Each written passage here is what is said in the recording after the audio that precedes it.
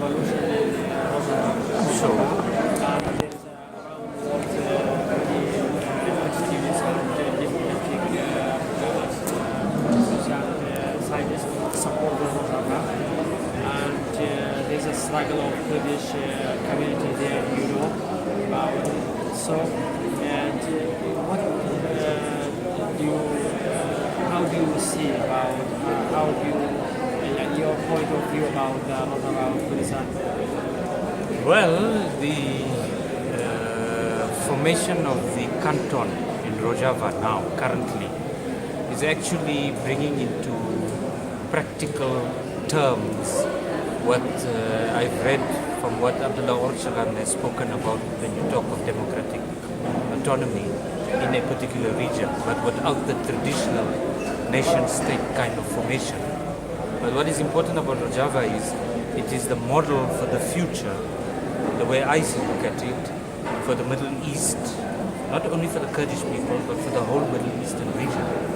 What is important is you see a lot of the minority groupings elsewhere that are being oppressed or always kept out, that are actually given the space on equal footing like anybody else.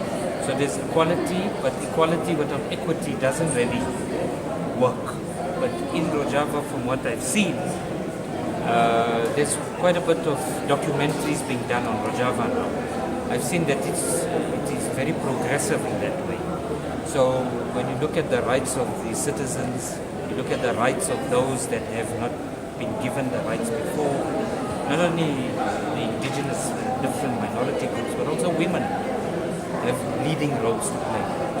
Then I watched an interesting documentary on the attempts to take the educational institutions, the teaching of the young children, the teaching of the older.